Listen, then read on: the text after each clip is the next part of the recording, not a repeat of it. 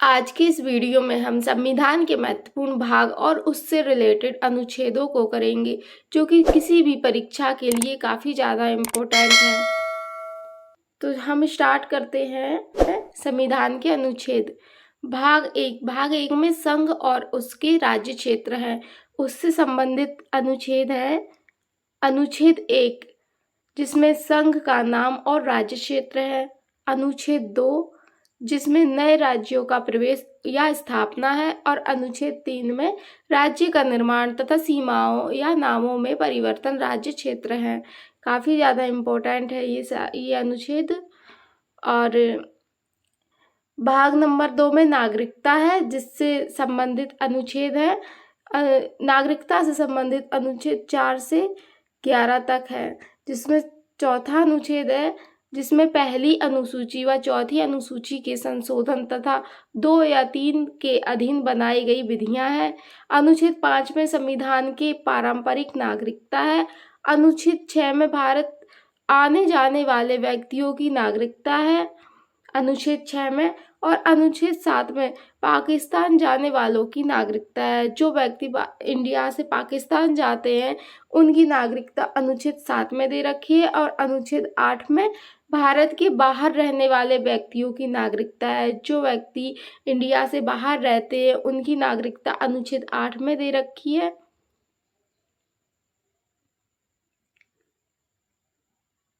अगला है अनुच्छेद 9, जिसमें विदेश राज्य की नागरिकता लेने पर भारत की नागरिकता ना होना। अगर कोई व्यक्ति किसी विदेश की या किसी अदर कंट्री की नागरिकता लेता है तो भारत की नागरिकता खत्म हो जाती है। उससे रिलेटेड अनुच्छेद 9 में दिया है। अनुच्छेद 10 में नागरिकता के अधिकारों का बना रहना अनुच्छेद 10 में है।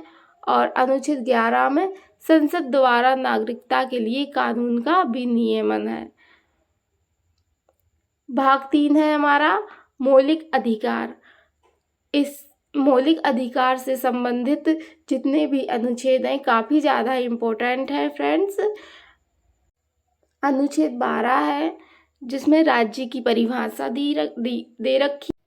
अनुच्छेद 13 में मूल अधिकारों का असंगत या अल्पीकरण करने वाली विधियां हैं। अनुच्छेद 14 में विधि के समक्ष समानता है। और अनुच्छेद 15 में धर्म, जाति, लिंग पर कोई भी भेदभाव नहीं होगा। और अनुच्छेद 16 में लोक नियोजन में अवसर की समानता है। अनुच्छेद 17 में अस्पृश्यता का अंत है। और अनुच्छेद 18 में उपाधियों का अंत है। अनुच्छेद 19 में वाक की स्वतंत्रता है, हम कहीं पर भी जाकर कहीं में कुछ भी अभिव्यक्ति कर सकते हैं। और अनुच्छेद 20 में अपराधों के दोष सिद्धियों के संबंध में संरक्षण है। अनुच्छेद 21 है, काफी ज्यादा इम्पोर्टेंट है। अनुच्छेद 21 प्राण और दैहिक स्वतंत्रता है। अनुच्छेद 21 का में 6 से 14 वर्ष के बच्चों को ही शिक्षा का अधिकार दिया है। और अनुच्छेद 22 में कुछ दिशाओं में गिरफ्तारी के संरक्षण है। अनुच्छेद 23 में मानव के दुर्व्यवहार और बाल आश्रम पर। और अनुच्छेद 24 है, जिसमें कारखानों में बालक का नियोजन का प्रतिशत है। यदि कोई बालक 14 साल से कम उम्र का है तो उससे कारखानों में कोई भी काम नहीं कराया जाएगा। नेक्स्ट है हमारा अनुच्छेद 25, जिसमें धर्म का आचरण और प्रचार की स्वतंत्रता है। हम धर्म का प्रचार प्रसार कर सकते हैं। अनुच्छेद 26 में धार्मिक कार्यों के प्रबंध की स्वतंत्रता है। और अनुच्छेद 27 में राज्य किसी भी व्यक्ति को ऐसे कर देने के लिए वहन नहीं कर सकता जिसकी आय किसी विशेष धर्म अथवा धार्मिक संप्रदाय की उन्नति या पोषण में व्यय करने के लिए विशेष रूप से निश्चित कर दी गई है। अनुच्छेद 27 में अनुच्छेद 28 है, जो राज्य विधि से पूर्णतः पोषित की किसी शिक्षा संस्था में कोई धार्मिक शिक्षा नहीं दी जाएगी। फ्रेंड्स, ये वाला अनुच्छेद काफ़ी ज़्यादा इम्पोर्टेंट है कि किसी भी विधि या राज्य में किसी भी राज्य में कोई भी धार्मिक शिक्षा नहीं दी जाएगी। ये हमारे संविधान अनुच्छेद 28 में है। अनुच्छेद 29 में अल्पसंख्यक वर्गों के हितों का संरक्षण है और अनुच्छेद 30 में शिक्षा संस्थानों की स्थापना और प्रशासन करने का अल्पसंख्यक वर्गों का अधिकार है। काफी ज्यादा 29 और 30 ये अनुच्छेद काफी ज्यादा इम्पोर्टेंट है। अनुच्छेद 31 है जिसमें संपत्ति का अधिकार है। फ्रेंड्स, जो संपत्ति का अधिकार था वो 44वें संविधान संशोधन 1978 में 1978 में ये इस अनुच्छेद को हटा दिया गया था और 300A अनुच्छेद में रख दिया गया है। अनुच्छेद 32 में अधिकारों को परिवर्तित करने पर के उपचार और संवैधानिक उपचारों का अधिकार है। अनुच्छेद 33 में संसद को यह शक्ति प्रदान करती है कि सैन्य बलों व सुरक्षा एजेंसियों के सदस्यों के मौलिक अधिकारों को प्रतिबंधित कर सकती है। अनुच्छेद 34 है जिसमें सेना विधि लागू किए जाने पर मौलिक अधिकारों पर प्रतिबंध है और अनुच्छेद जिसे मार्शल लॉ भी कहा जाता है। और अनुच्छेद 35A में जम्मू कश्मीर विधानसभा को यह अधिकार देता है कि वह स्थायी नागरिकता की परिभाषा तय करें। अनुच्छेद भाग 4 भाग 4 में राज्य के नीति निर्देशक तत्व दे रखे हैं जो 36 से लेकर 51A तक है 51 तक है। अनुच्छेद 36 है राज्य की परिभाषा का वर्णन किया गया है अनुच्छेद 36 में। अनुच्छेद 37 में नीति निर्देशक तत्व के हनन होने पर न्यायालय की शरण संभव नहीं है। यदि नीति निर्देशक तत्वों को कोई खत्म करता है तो वो न्यायालय नहीं जा सकते हैं। अनुच्छेद 38 में लोक कल्याणकारी राज्य तथा उसकी नीतियां हैं। अनुच्छेद 39 का में सामान्य न्याय और निःशुल्क विधि सहायता समान कार्य के लिए समान वेतन है।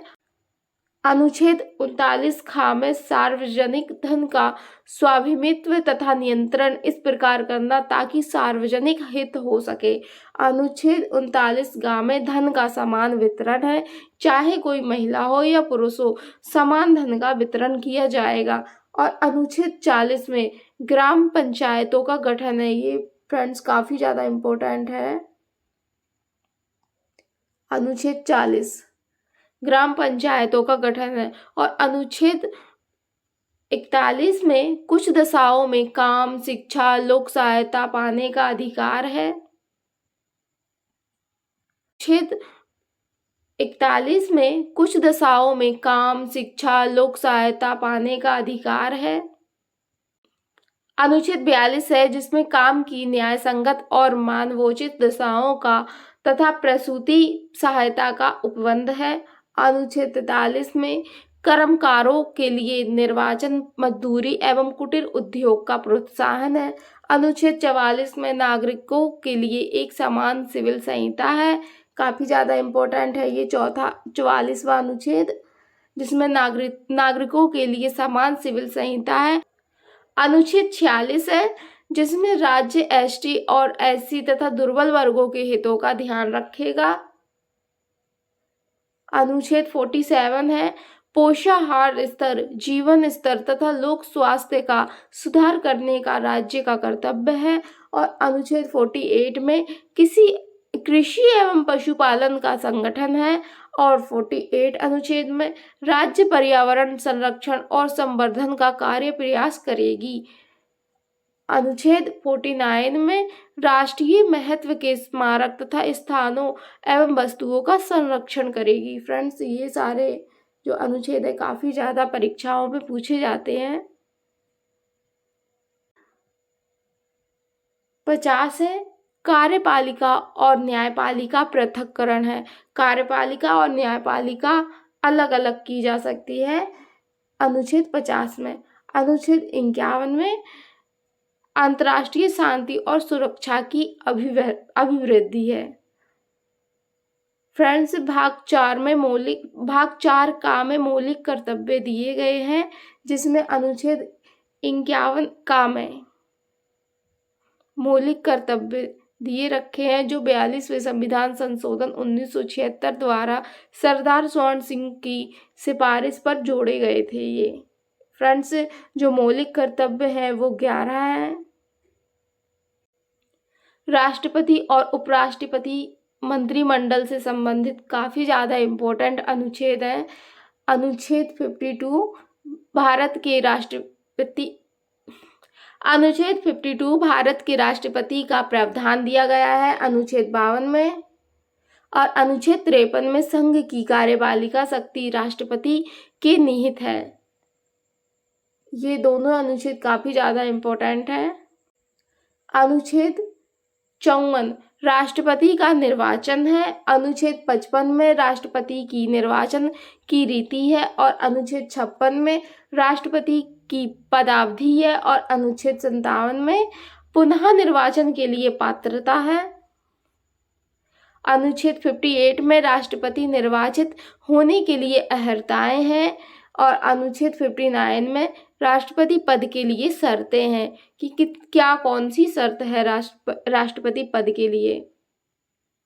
अनुच्छेद 60 में राष्ट्रपति द्वारा शपथ या प्रतिज्ञान है। अनुच्छेद 61 में राष्ट्रपति पर महाभियोग चलाने की प्रक्रिया है। काफी ज्यादा इम्पोर्टेंट है ये वाला अनुच्छेद। और अनुच्छेद 62 में राष्ट्रपति के पद में रिक्तियों को भरने के लिए निर्वाचन करने का समय और आकस्मिक रिक्तियों को भरने के लिए निर्वाचित व्यक्तियों की पदावधि है। अनुच्छेद 63 में भारत का उपराष्ट्रपति होगा। अनुच्छेद 63 में भारत का उपराष्ट्रपति होगा। अनुच्छेद 64 में उपराष्ट्रपति राज्यसभा के पदेन सभापति होंगे। अनुच्छेद 66 में उपराष्ट्रपति का निर्वाचन होगा। अनुच्छेद 67 में उपराष्ट्रपति की पीठाधीश होंगे, और अनुच्छेद 69 में उपराष्ट्रपति शपथ लेंगे। 69 में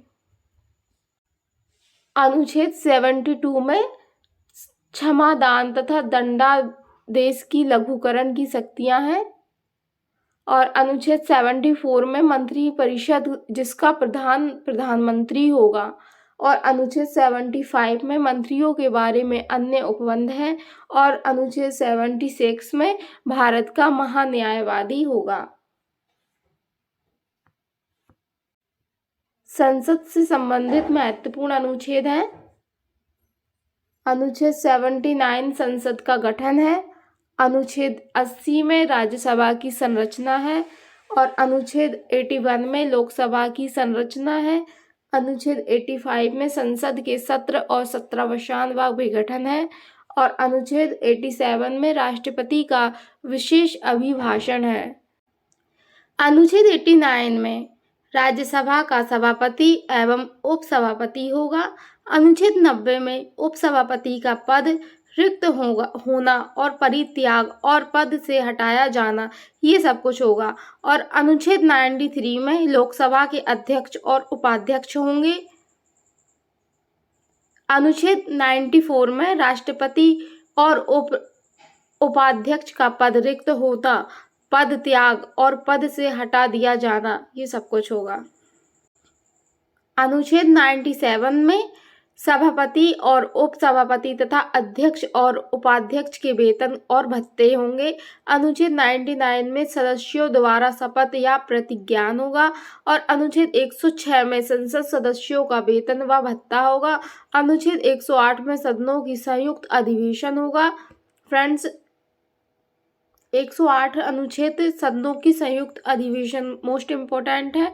और अनुच्छेद 110 में धन विधेयक की परिभाषा होगी, और अनुच्छेद 112 में वित्त विधेयक या वार्षिक बजट होगा।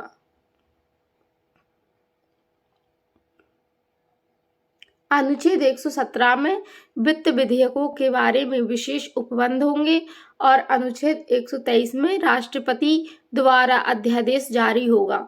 फ्रेंड्स, राष्ट्रपति द्वारा अध्यादेश जारी 123 में होता है अनुच्छेद। उच्चतम न्यायालय से संबंधित कुछ मोस्ट इम्पोर्टेंट अनुच्छेद। अनुच्छेद 124 में उच्चतम न्यायालय की स्थापना एवं गठन है, अनुच्छेद 124 में। और अनुच्छेद 125 में न्यायाधीशों के वेतन आदि। और अनुच्छेद 126 में कार्यकारी मुख्य न्यायमूर्ति की नियुक्ति। और अनुच्छेद 127 में तदर्थ न्यायाधीशों की नियुक्ति होगी। और अनुच्छेद 129 में उच्चतम न्यायालय का अभिलेख न्यायालय होना। फ्रेंड्स, जो अभिलेख न्यायालय होता है वो 129 में होता है। अनुच्छेद 139 में कुरूलित निकलने की शक्ति उच्चतम न्यायालय को प्रदान किया जाना। और अनुच्छेद 143 में उच्चाचालन के परामर्श कराने के राष्ट्रपति की शक्ति। और अनुच्छेद 148 में भारत का नियंत्रक महालेखा परीक्षक होगा, 148 में।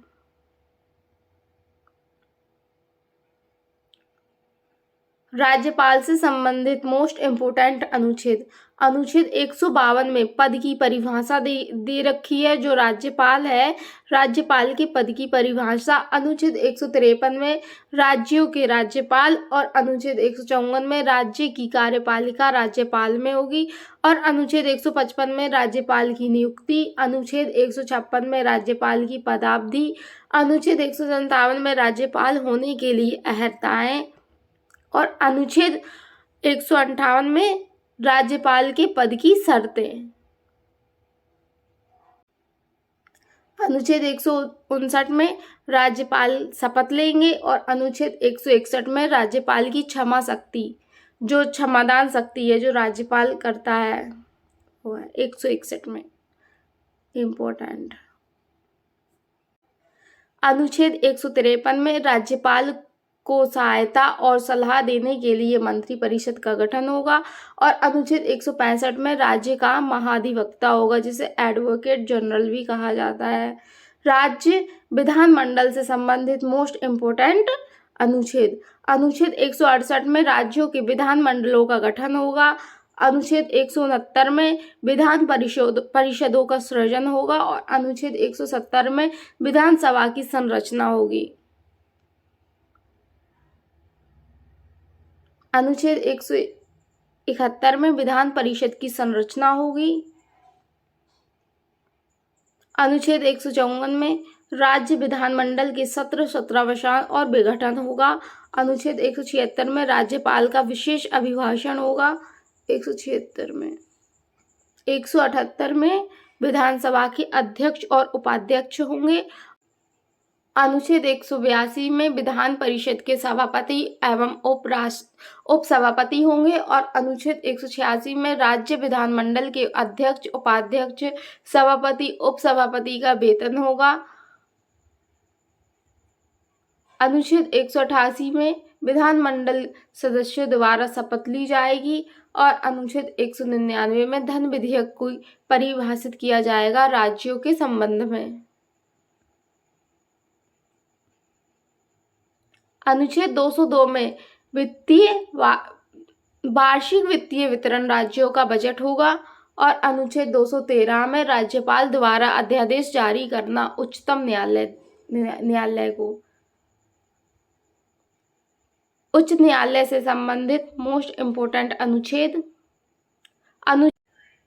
उच्च न्यायालय से संबंधित मोस्ट इम्पोर्टेंट अनुच्छेद। 214 में राज्यों के लिए एक उच्च न्यायालय होगा। और अनुच्छेद 215 में उच्च न्यायालयों अभिलेख न्यायालय होगा।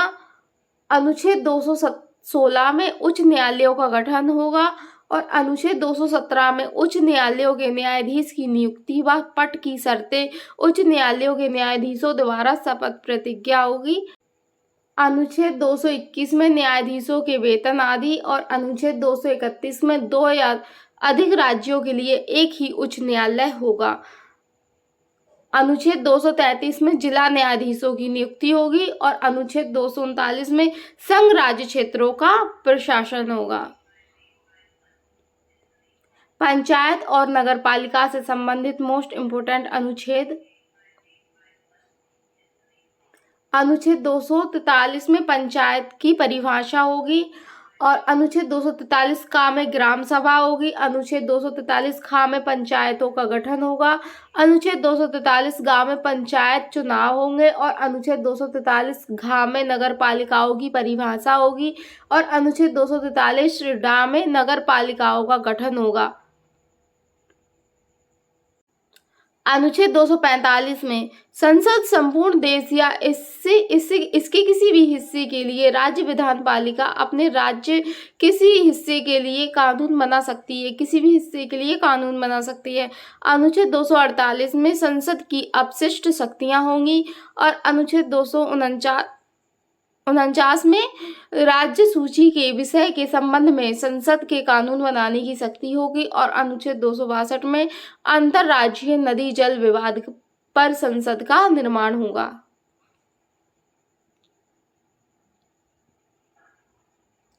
अंतर्राज्यीय परिषद का उपबंध है 263 अनुच्छेद में। 266वें अनुच्छेद में भारत राज्यों की संचित निधियां हैं, मोस्ट इम्पोर्टेंट। अनुच्छेद 267 में आकस्मिक निधि है। अनुच्छेद 275 में कुछ राज्यों को संघ से अनुदान है। और अनुच्छेद 280 में वित्त आयोग है। अनुच्छेद 300 का में संपत्ति का अधिकार विधिक अधिकार के रूप में बनाया गया है, वो जो कि 44वें संविधान संशोधन द्वारा इसमें डाला गया था। अनुच्छेद 312 में अखिल भारतीय सेवाएं हैं। और अनुच्छेद 215 में संघ एवं राज्य लोक सेवा आयोग है। अनुच्छेद 316 में संघ या राज्य लोक सदस्यों की नियुक्ति व पदावधि है। अनुच्छेद 324 में निर्वाचन आयोग है, मोस्ट इम्पोर्टेंट। और अनुच्छेद 326 में निर्वाचन वयस्क मताधिकार के आधार पर है। और अनुच्छेद 229 में निर्वाचन संबंधी मामलों में न्यायालय का हस्तक्षेप वर्जित विशेष वर्जित है। विशेष वर्ग से संबंधित अनुच्छेद 330 में लोकसभा में एससी और एसटी के लिए स्थानों का आरक्षण है। अनुच्छेद 331 में लोकसभा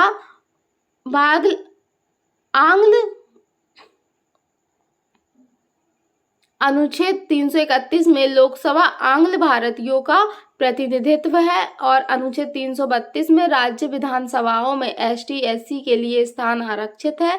और अनुच्छेद 333 में विधानसभाओं में आंग्ल भारतीयों का प्रतिनिधित्व है। अनुच्छेद 335 में एसटी एससी ओबीसी के लिए विभिन्न सेवाओं में आरक्षण है। अनुच्छेद 338 में राष्ट्रीय अनुसूचित जाति आयोग का गठन है। और अनुच्छेद 338 का में राष्ट्रीय अनुसूचित जनजाति आयोग का गठन है। और अनुच्छेद 40 में राष्ट्रीय पिछड़ा वर्ग आयोग का गठन है, जो कि ओबीसी।